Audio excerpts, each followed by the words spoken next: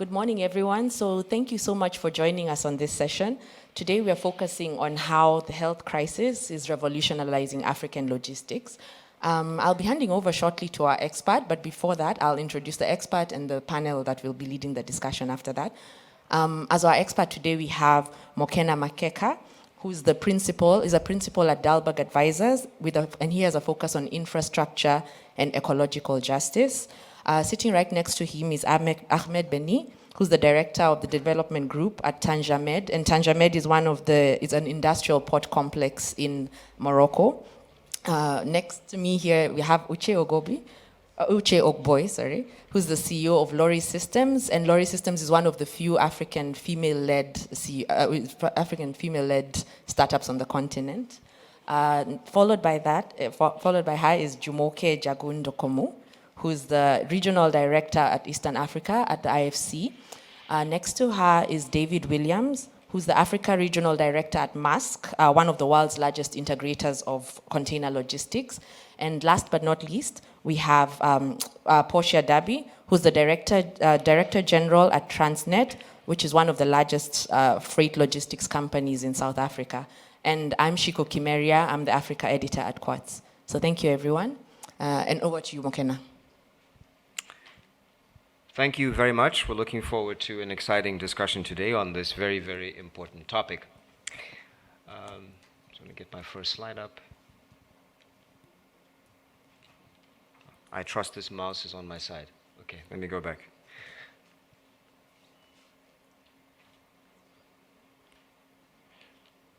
So let's first start by saying that COVID was a shock to logistics and movement, the processing of goods and the integration of economies globally. But it's important to recognize that shocks are different to stressors. Shocks are temporal. They have a hugely disruptive impact for a 2 to 5 year period.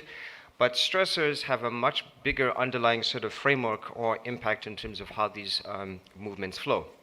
So when we begin to understand what was the implication of COVID in relation to these sort of issues, we have to understand what are the sort of stresses from an infrastructure perspective. And these stresses have to do with the essential nature of the distribution of our networks of flows in goods and services. A big stressor is, of course, demographic change. The African continent is seeing an unprecedented sort of rise, if you will, both in terms of market demand, but also the pressures in terms of urbanization and how do goods and flows work within these sorts of territories is very, very challenging. The opportunity, therefore, is to say, how do we begin to integrate these urban centers and ports, both inland and from a maritime perspective, in a way that these economies can begin to grow? In many parts of the developing world, argument has been made that, in fact, logistics and goods services can actually take up to 28% of the sort of GDP in developing countries, between 5 and 8%. So the impact on economic growth is substantial when you begin to overlay it with urban development issues. So what does this mean for us in terms of unlocking what we would call resilience? Many of our African cities were conceived as colonial outposts, and they've outgrown those sort of territories. So whether it's from a rail perspective, whether it's from a road perspective, or even international connectivity, there's a big urban development question for how do these cities become more resilient for issues such as these sorts of COVID challenges, if you will. So in the future, when we talk about the future of living, it's important to locate this conversation around logistics, goods, and services as actually a human question. It's a job creation question. It's an integration question. It's about understanding the role of the built environment and actually looking at goods and services as a subset of a broader sort of macro economic approach. Now, what does that mean for ourselves here? It means that we need to think very critically about how do we reposition fleets and containers as part of an urban development strategy. It also means we need to think very carefully about what are the alternatives for modal transport. Rail will increasingly become more significant due to challenges to air freight. For example, the China-Europe rail route is now beginning to have an impact in terms of air flights and so on. But it's also about the integration of technology and particularly the products that are out there. The Apple phone has 200 different suppliers from 43 different countries all coming together to produce that one device. So we have to think very carefully about how do we shorten supply chains, how do we apply better harmonization between different countries and regions, and where can we get more policy harmonization between the rhetoric of an integrated Africa and the reality of how there's still disconnection at different ports, border controls, and other sorts of locales. Then the question for us is, how does the state support these small actors? For us, I think it's a big question about understanding that some of the larger organizations are able to ride these shocks and are able to think quite carefully about what needs to be done. But small actors, small suppliers need to be supported. We also need to be very careful about the danger of what we call economic nationalism. And in that sort of case, there is this argument about shorter supply chains implying more localization, but that should not be a proxy for very, very retroactive, or let's call it regressive, economic practices that prevent integration. So let's shorten supply chains. Let's think very carefully about cross-border protocols. How do we support diversifying the supply base? But most importantly, how can we use our infrastructure as an urban development and job creation tool? And that is probably the greater purpose of what we can engage with. And COVID has taught us that integration is more significant than disintegration. I thank you.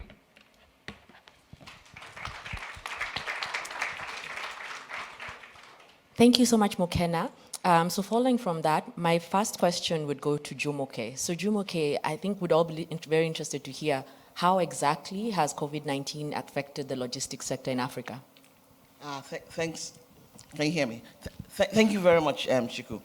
If I step back a minute, I'll say, looking at Africa, well over 70% of everything in Africa is brought in from outside Africa. So COVID disrupted air, sea freight, and also rail freight on the continent in transport within Africa. So it has affected freight. It continues to affect freight. How has it affected freight? How has it affected transportation? I would say across borders during COVID, most borders were shut.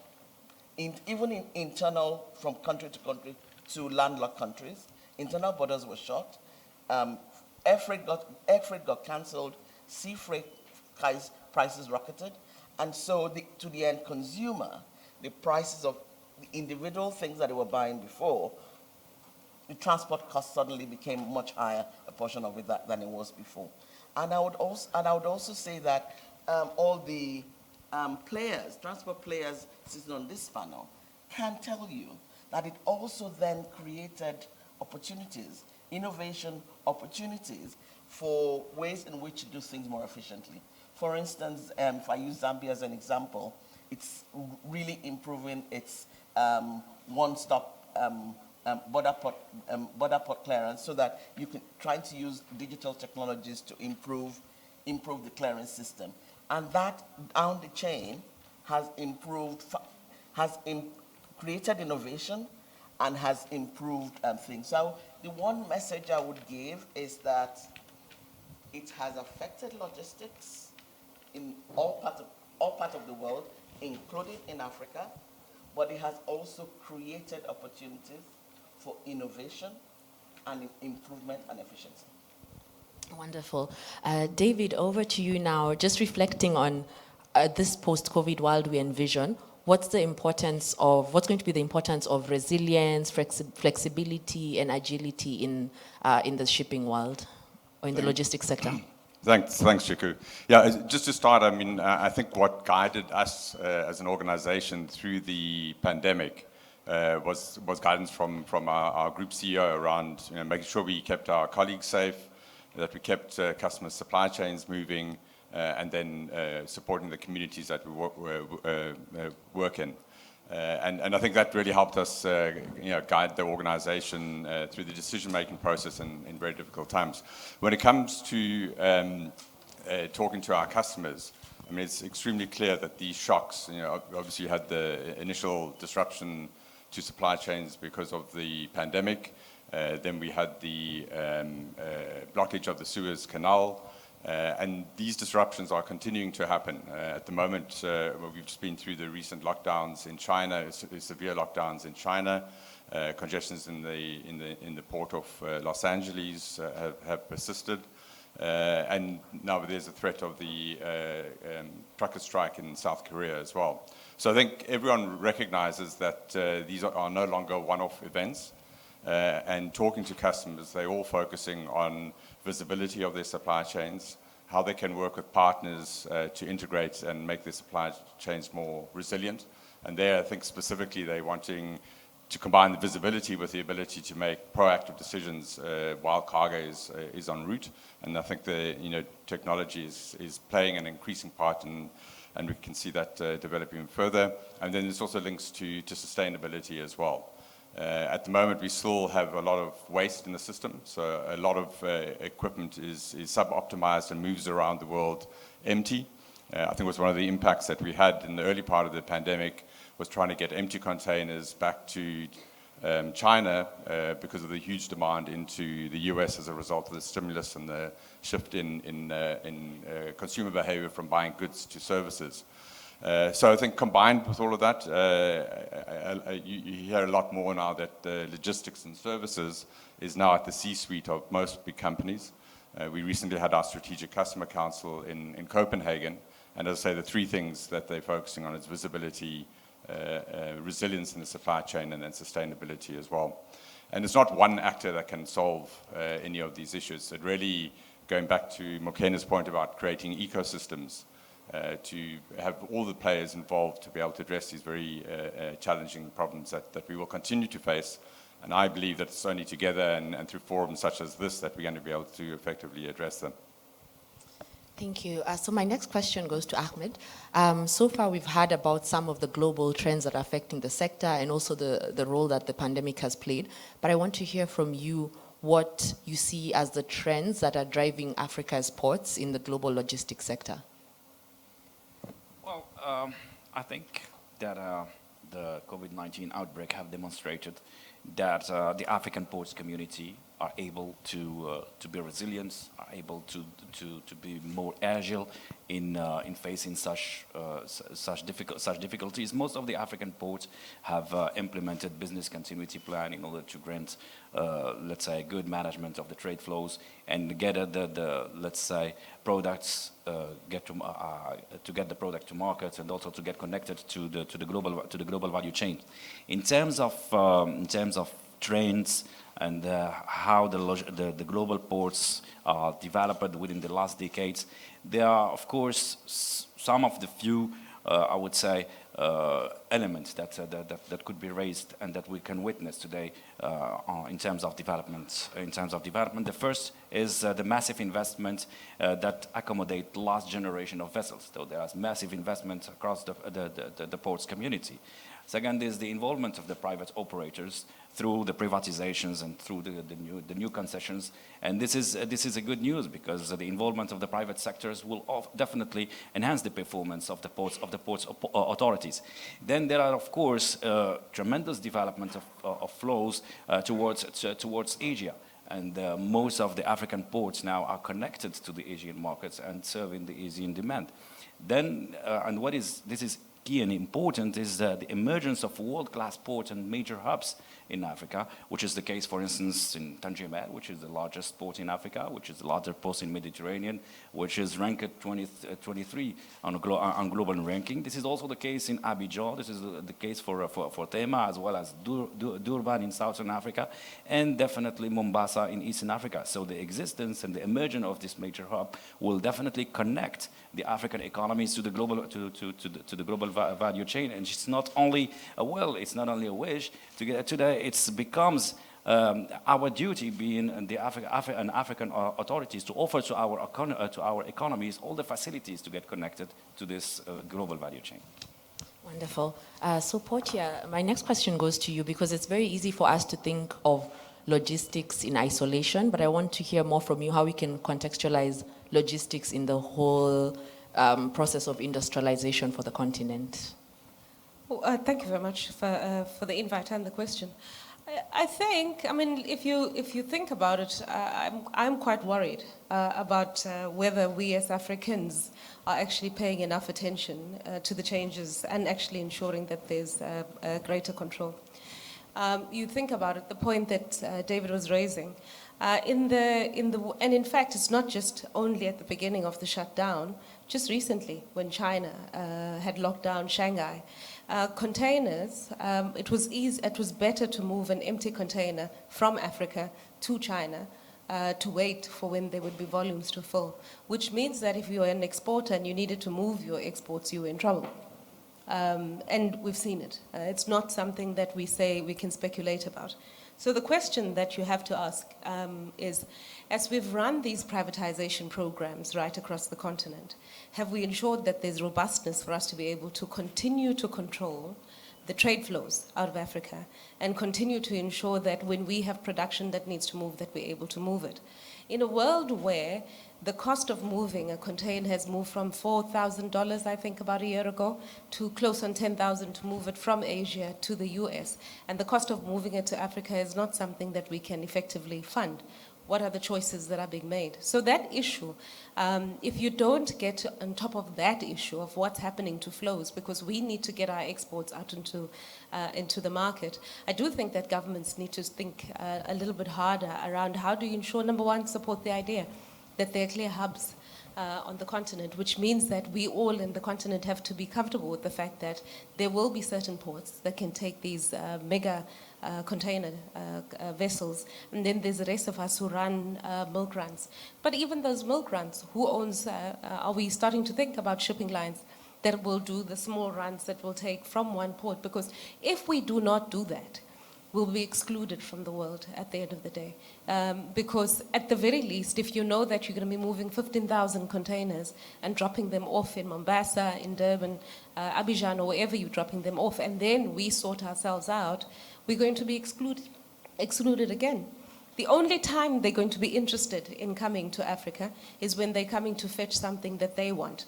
Not something that we want to export. So for me, it really is time that there's a real conversation between our governments as well as the private sector on the continent. Yeah. Wonderful, and I think that's a great segue. What you say about data is a really great segue to speak to Uche, who's the only startup founder represented on this panel, but I would love to hear your thoughts on how data digitization is going to revolutionize the sector. Okay, thank you. I hope everyone can hear me. Yeah. Okay, so I think there's a lot to be said about the impact of infrastructure on the cost of goods, or cost of moving goods on the continent. But there is also a lot to be said about the impact of lack of digitization. And from some of the data that we've seen, the contribution of logistics to the cost of a good is as much as 75% on the continent versus 6% in the US. And, you know, I know when we started at Lorry Systems, a lot of the complaints were about infrastructure, and don't get me wrong, that is a big issue. But, you know, when we started to unpack the data, we found that, yes, maybe in the US, you know, a truck is moving at 80 kilometers per hour. Here, they're moving at 50 kilometers per hour. That's what, 37.5% less. But yet, their trucks were only being utilized for 25% of the time. And why is that? It's because of lack of digitization, lack of visibility, not knowing what is moving where. And so these are some of the, you know, cases for how digitization can drive efficiency in the space. Visibility, I know David mentioned, is a big one. It's a big one for them and is a big one for the industry. And visibility across partnerships will drive that. You know, just integrations across different parts of the sector, across the private sector, across the public sector. And, you know, those are some of the simple things that we can start to take advantage of. There are other things that are simple. You know, during COVID, we started to see customers start to accept things like electronic proof of delivery, which was a massive push in the past. But things as little as that just drive continuous utilization in the space because it drives earlier payments and allows transporters to continue to operate. There are other things like just coordination. So in Nigeria, for instance, they've now launched a scheduling platform at the ports, which has driven down the cost, the time that it takes to get into the ports from about 14 days, 21 days in some cases, to as low as 48 hours. For us as well on our platform, we've been able to drive down the time crossing the border in East Africa from 48 hours to 6 hours. So these are some of the simple things. You know, we haven't even started there. And then once you're done with the simple things, there are a few more advanced sort of technologies that we can start to think about. Advanced for us, but things like blockchain, logistics is a very documentation-heavy industry, and so blockchain really does provide a benefit to drive security and just data integrity of the cargo. There are things like predictive analytics. I know David mentioned that as well, that will drive just sort of predictions as there are changes in the macroeconomy, that will drive predictions around price, that will drive optimization, so that the question then changes of what happened, from what happened to knowing what did happen and how to optimize that.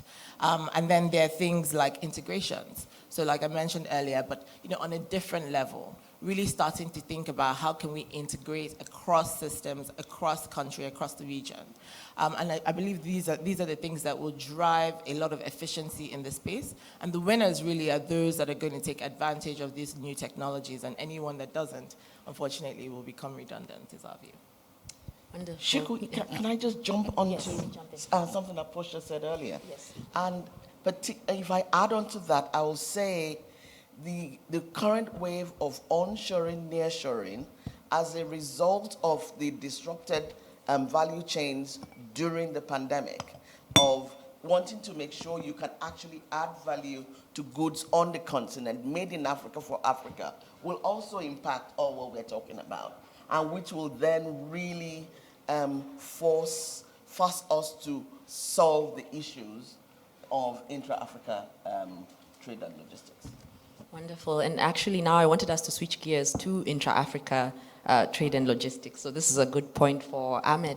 The next question is, what role do you see ports, transport infrastructure and our African ports playing in the implementation of the Africa Continental Free Trade Agreement?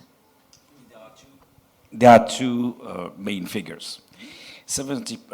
Africa is home of almost 17% of the world's populations, but it counts only of 2.5% of global trade.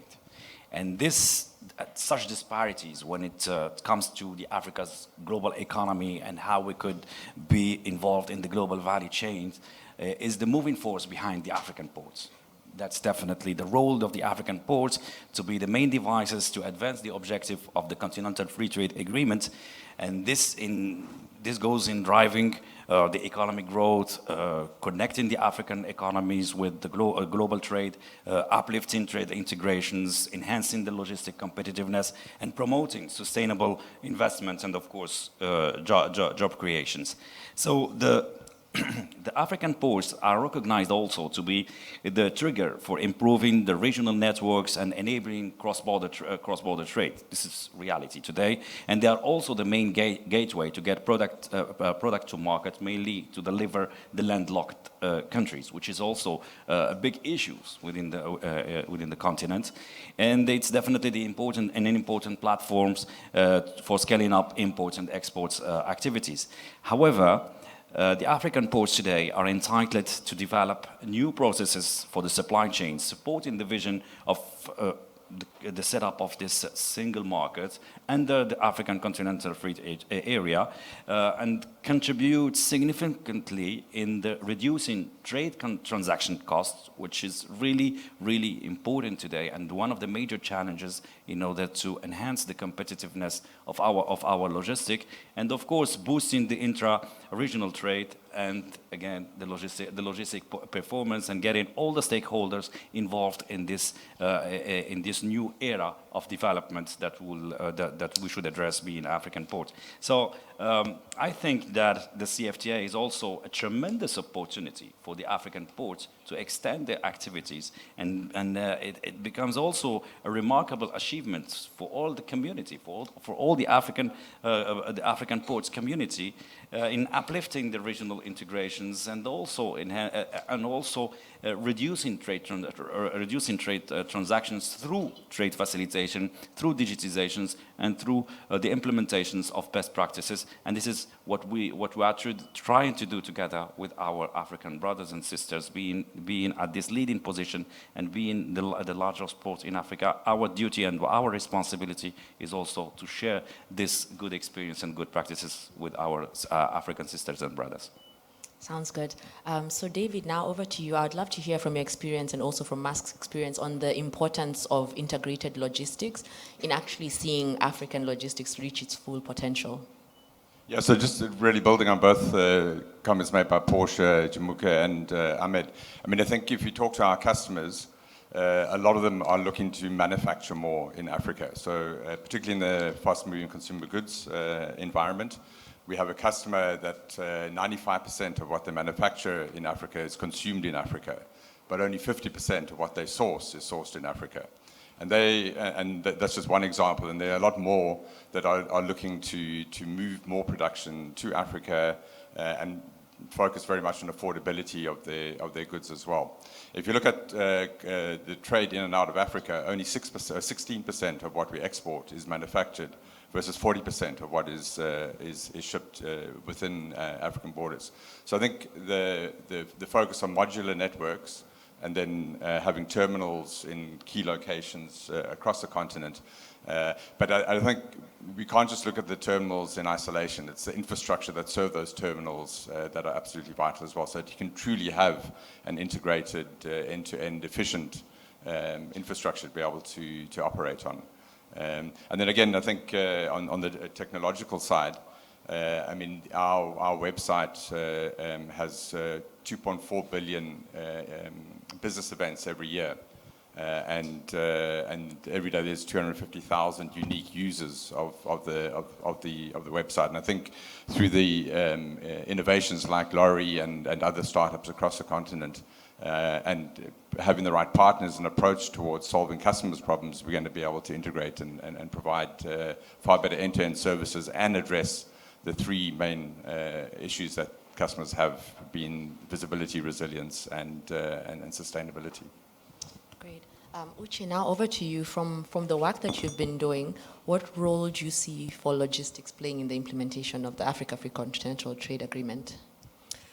Okay. I mean, I think there's been a lot of focus on that, and I guess it goes without saying that none of this trade will happen without logistics being fixed. And so I think we really need to start talking about how to drive that. The other day, we were trying to get fertilizer from Nigeria to Burkina Faso, which is just 2 countries away. And it's by road, it's multiple times more expensive than shipping from Asia to Nigeria. And so, like I mentioned earlier, there's a big role for the government to play in enhancing infrastructure. But as David said, beyond that, there is also a big role for digitization to play in layering on top of that infrastructure and providing integrations across multimodal sort of transportation, so that for the first time a customer can see end-to-end, have visibility end-to-end of what is happening with their cargo from one end to the other. 2 of the biggest things, as I mentioned, one is infrastructure. The second is just efficiencies crossing the border. And how can digitization drive that? We're starting to see things like e-certification, e-invoicing in other markets. Is there a way for us to sort of implement that in our borders? Is there a way for us to standardize our models so that everyone can sort of be speaking of, probably one platform, and everybody can sort of see and understand what documentation is required and streamline that process as cargo is moving from one end to the other? I think these are some of the benefits that digitization can drive. And as we continue to think about trade, it is important for us to think about digitization as an enabler for that, as well as, of course, logistics as an enabler for that as well. Sounds good. Now I want to move over to Portia to get we've talked about integration, the Africa Free Continental Trade Agreement, and the potential for this sector on the continent. But I'd love to hear from your experience how South Africa is thinking or is already repositioning your own shipping containers or your own sector for the benefit of the whole continent. So I'm going to take you back a little to the question about interregional trade. Whenever we talk about regional trade on the continent, we always talk about ourselves as consumers. You can't, if you look at the percentages, we have, and it's basically stayed stagnant since about 2017, where interregional trade is 17% on the continent. In Asia, it's about 59%, and EU 69%. But here's a core driver of that integration. South Korea's manufactured export, about 16% comes from China, not consumption. So whenever we talk about ourselves, it's always about what you can buy and eat from, kind of thing.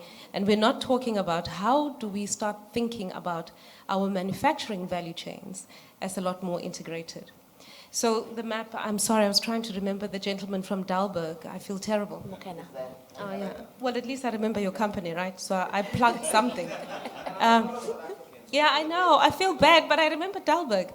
If you go back to the map that you put up, which shows the road network, the tragedy is that if you overlay the rail, you'll see fundamentally the same thing. Simple thesis. If you do not sort out the hard infrastructure, road and rail, ports are easy to build, actually, at the end of the day. Road and rail, you really are not going to be able to make much of progress in Africa. The new opportunity that only we have, right, better than anyone else, is with regard to, thank you, with regard to EV, electric vehicles. Virtually every single rich resource of rare earth minerals is in East Africa and in South Africa. You think about that, and then you start thinking, oh dear Jesus, lithium gets taken out, cobalt leaves Africa. Every single other rare earth material that we require for an electric vehicle or anything that's renewable is extracted from Africa and goes out because we just have not figured out a simple thing. How do you connect one country to the next? In terms of resource locations, because geology is what it is, it would be such an easy thing to do if you made the decision to ensure that.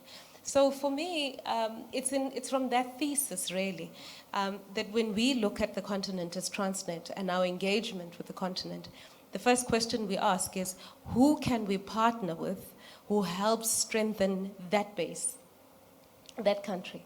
And so the core areas that we're looking at right now, obviously, is West Africa. Amazing opportunity working with one of the utilities on the continent in rail, not in rail, at the ports, and also looking at East Africa on the rail side. Because the argument is that we don't find, if our countries don't have the money and our governments don't have the money. I remain really concerned when you hear private companies talking about reducing the amount of taxation that they already face. When on the continent, on average, taxation is like 10%. Cote d'Ivoire, 12%. South Africa is 24%.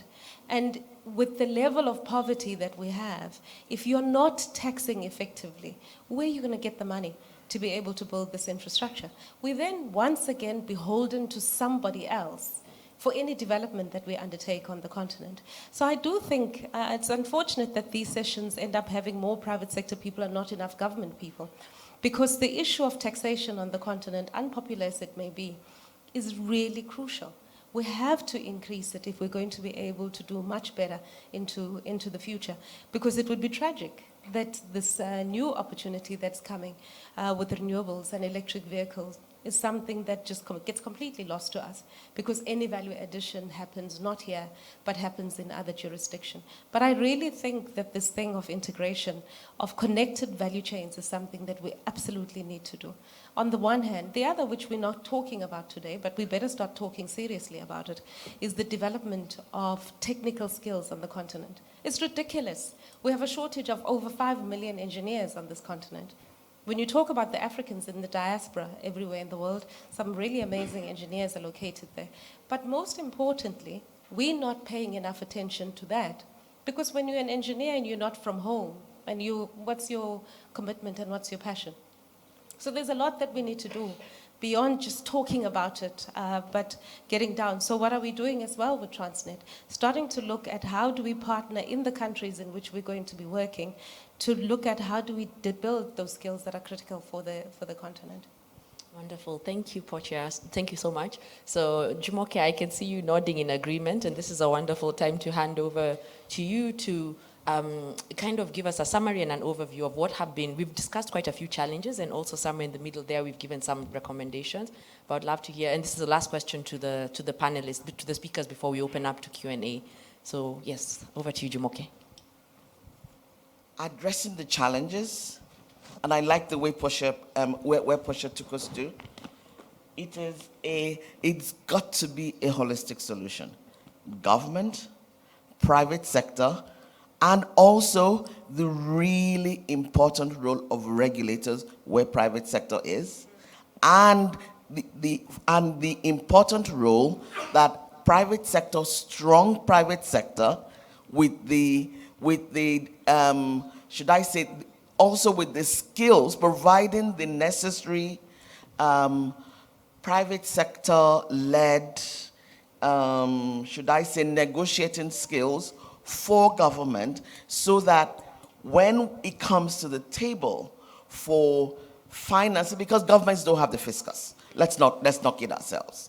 Governments don't have the bandwidth in their budgets right now to meet lots of large infrastructure.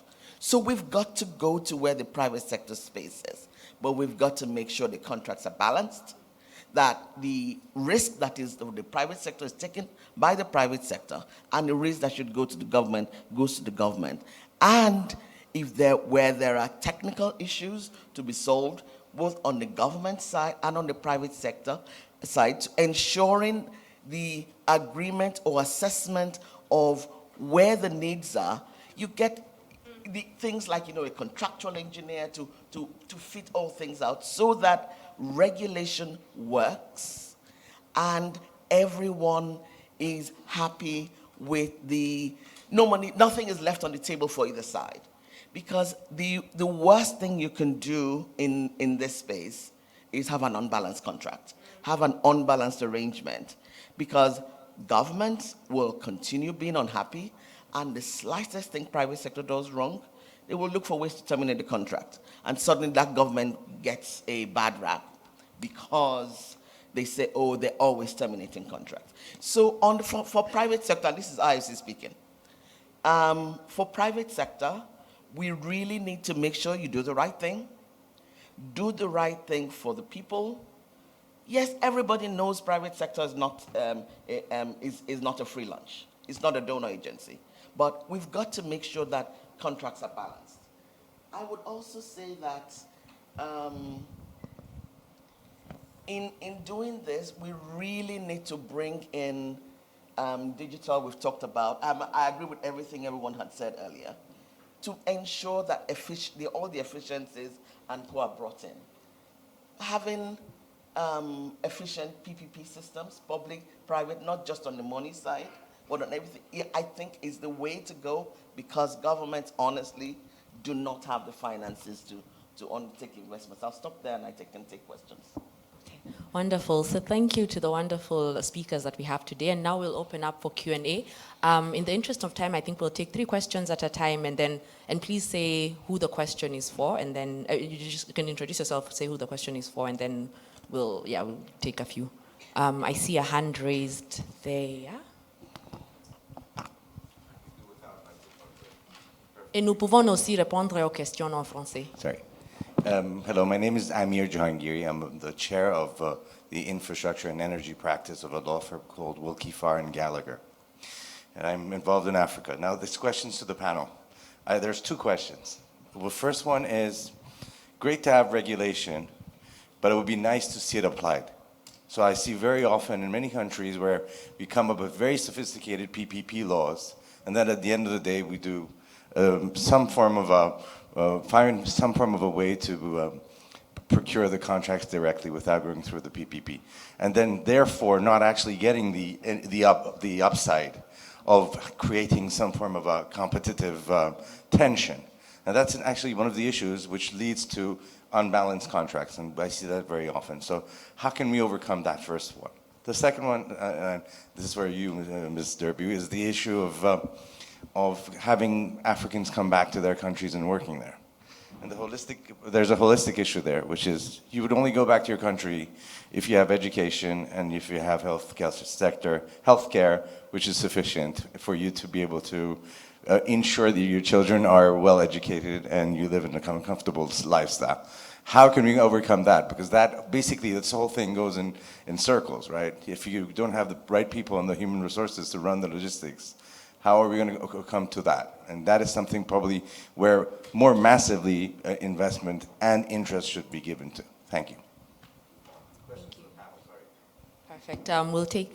We can get one more question and then we'll respond to them. Yes. Hi, my name is Ali. I'm the chairman of STLI Logistics. It's a container and custom clearance company in Central Africa. And my question is to Mr. Venice.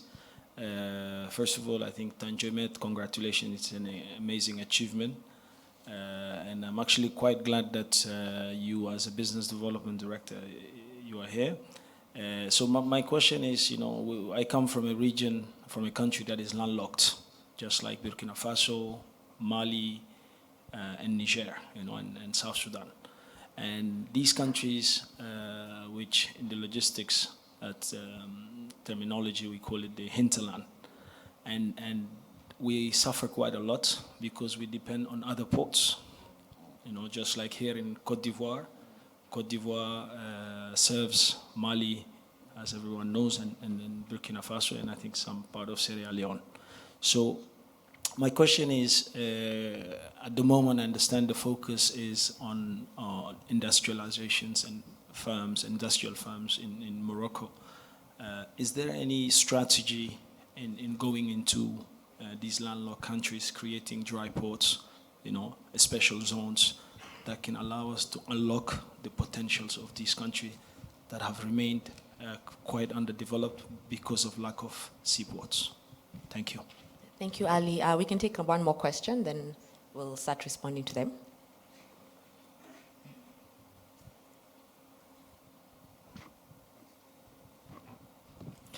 First, thank you very much. It was quite insightful.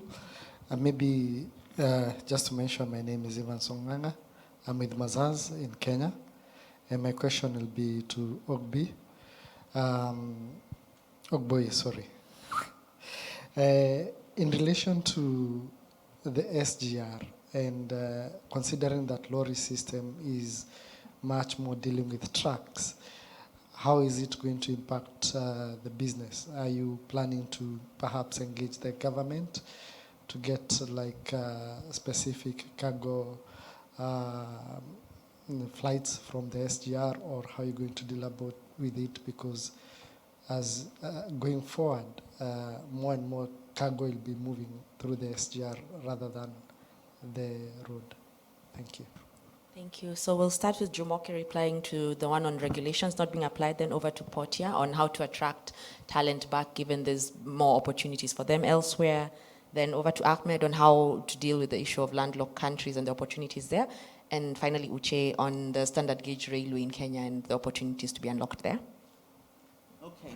On the PPP's question, very, very important. PPPs are not just a financial mechanism. They are more political than financial. If the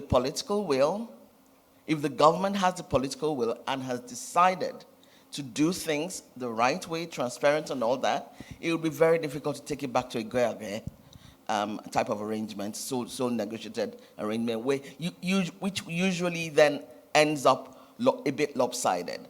And typically, 2-3 years down the line, let me just say change of government, that looks to unravel. And so I think that we really need to have governments at the top line on this to decide that the change in contracts just choose the term of the country, 3, 5, 7, whatever it is. It will be something that needs to happen so that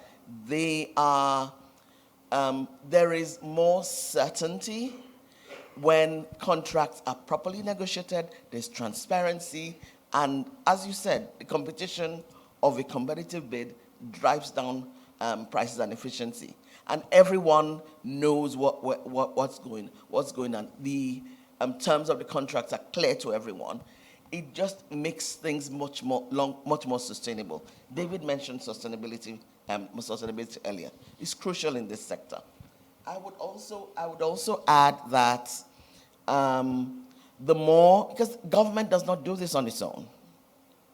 If the government wanted to do a sole source contract that is lopsided, if no private sector taker was there, it wouldn't happen. So it's on both sides. And if there were a lot more, we need to now think about Africa now. If we do not develop Africa, we will continue being as we are.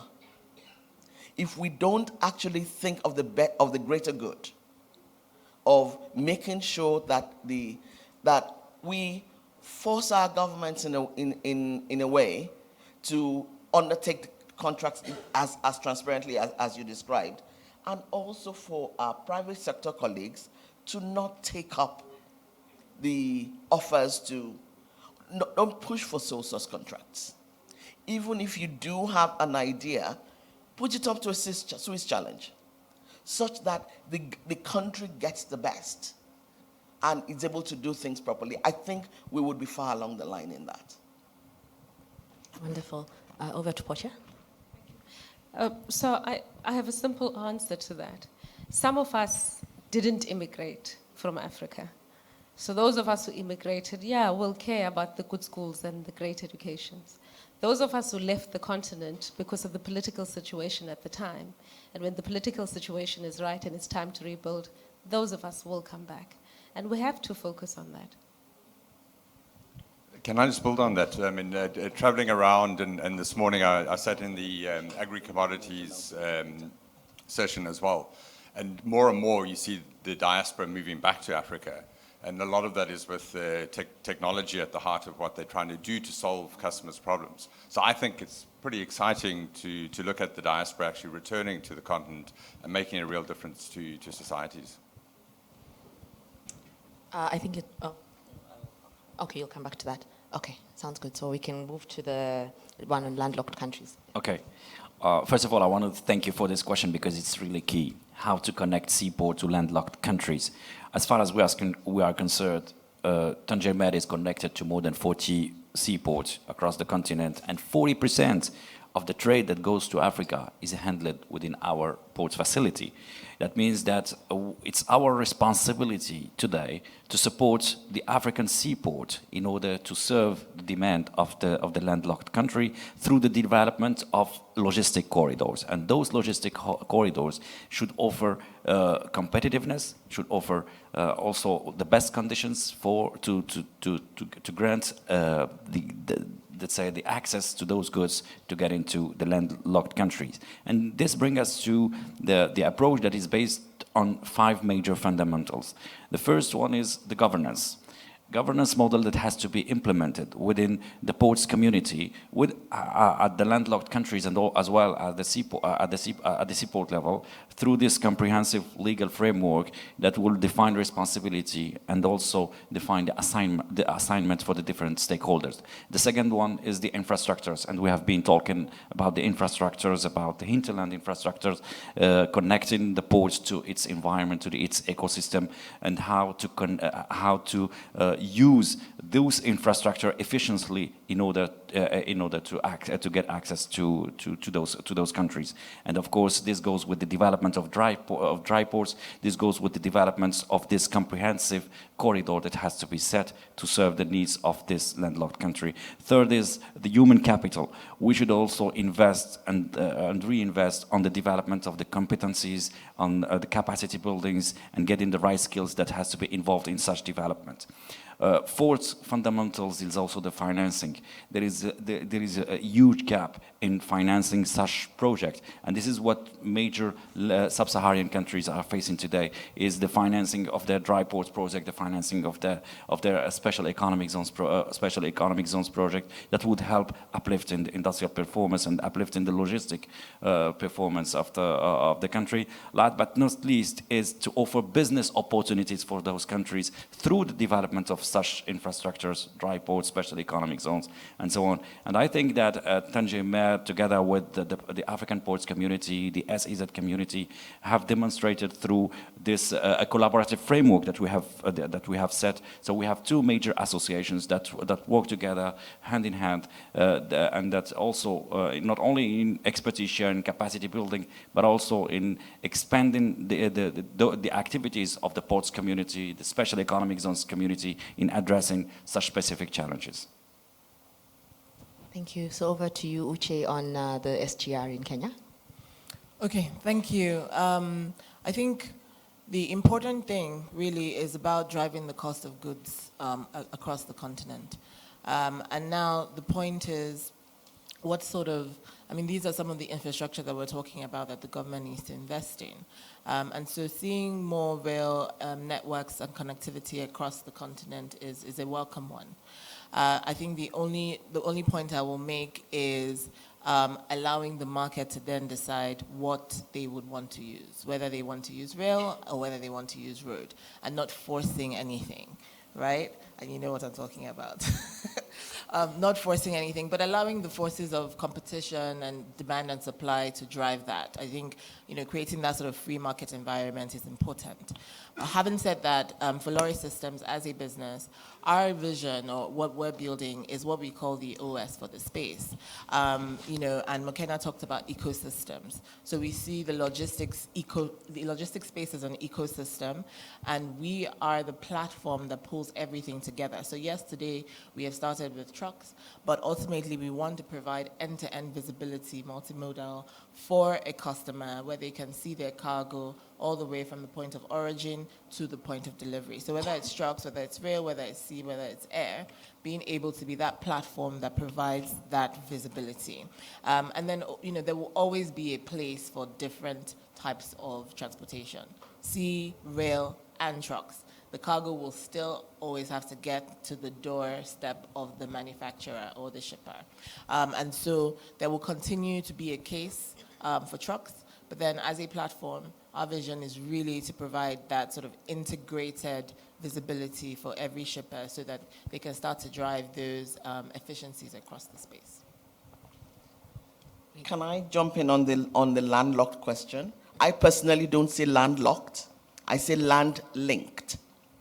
Because I honestly think that, and this was even before AfCFTA became a reality, I think the Africa Continental Free Trade Agreement will not be successful until we resolve how we can move goods across all the land borders, from seaports, like she said, customer end-to-end, from seaports to the country that is 3-4 borders away. I had a client that was in 27 countries, an example of how dysfunctional it is, and you all know, that was in 17 countries in Africa.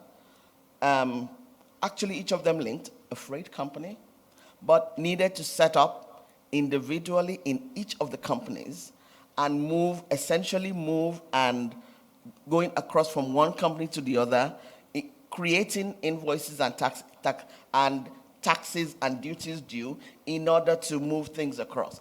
That's inefficient. And it does not help the last line consumer and the consumer.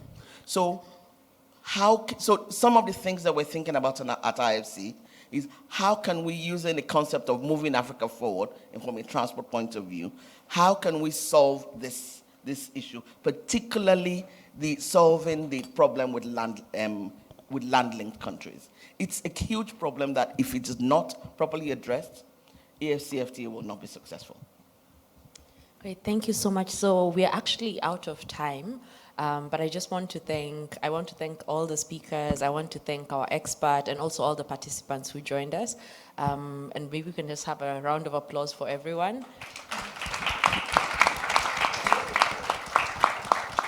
Thank you. And if you didn't get to ask your question, maybe you might be able to find the speaker as we're heading out. Okay, thanks.